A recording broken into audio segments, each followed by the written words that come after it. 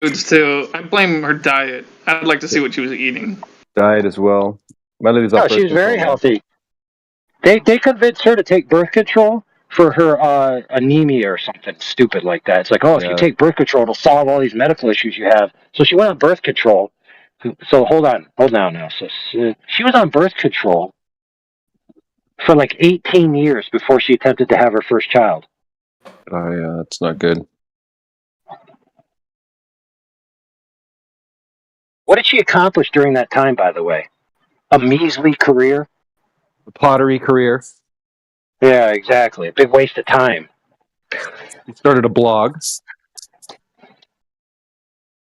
But you know what's interesting, dude, is so they try to tell women wait to have kids till later, and then you can have kids and you can enjoy a career in kids.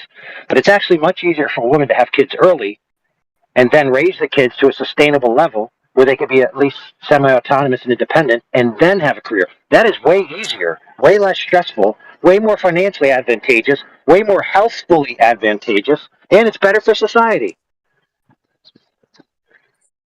Yeah, we traveled first. She wanted to travel, and I said, "Okay, it's your." I can't. I mean, I can only tell you so much, but I think she's getting. She has an understanding now that we got to get to it if we're gonna have a child at least one. We got to get to it. I mean, my swimmers are gonna last forever, so I got no problem. You can also freeze them. Well, her eggs. Well, that too. But Yeah. you said your swimmers. I said you can also freeze them. Oh, I'm saying my swimmers will last probably until I'm in the coffin. Actually, the studies are coming out now where if you want to wait on having kids, you should probably freeze your semen when you're younger, because the older you get, telomere length has something to do with, it's highly correlated with autism.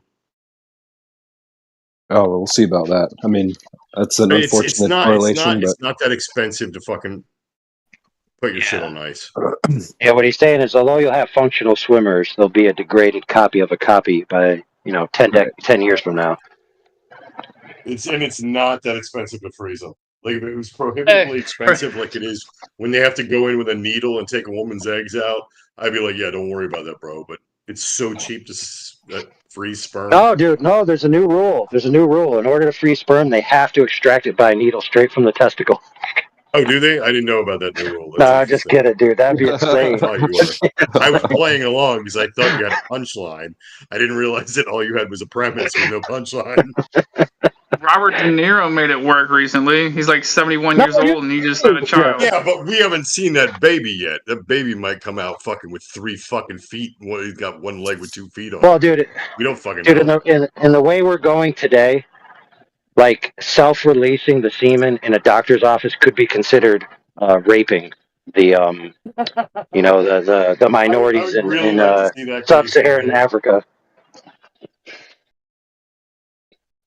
Well, think about it, dude.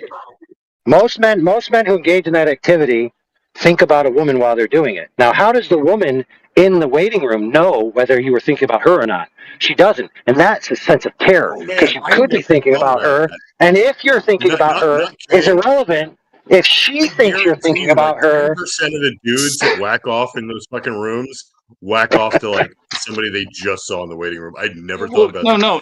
There's a magazine. They give you a magazine. It's who's ever seen the magazine. No, they don't have magazines anymore. They probably just say use your phone. I normally get muted. No. Adam Carolla did it not too long ago. They literally still have magazines. My daughters are listening. I'll just FaceTime my wife. How do we get here? They haven't bothered to update. They just keep the magazines in there in case like listen, friends.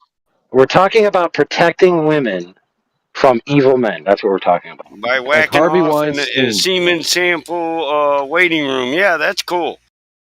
Yeah. No, that's not what we actually say. You're real heroes. We're protecting women from waiting rooms of evil men lurking in waiting rooms, and it does happen. I just want to know how we got to the whacking, brother. Give me a reach. The answer is this. I'll tell you. Can we go back to the previous subject, please? I'll bring you up to speed. There's a premise on the table. Bro. Okay. Well, if you've been listening, then you know that the premise on the table earlier was that if there were 50% men and 50% women, then somehow men would have a better chance at getting dates. No. You stated it wrong again, AI. I had a caveat added onto that. Should I restate the caveat? Yes. Oh, it's actively in the dating market, which means they are seeking relationships, or at least I dates. was going to say, because those numbers could be, what if the 50% of men, half of those, 50% of that 50%, are old men?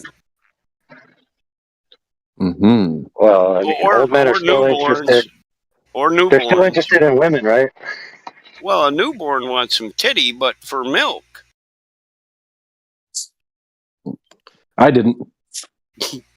And also, if you I think AI, you mentioned it earlier. Like, if you guys, we'd have to say,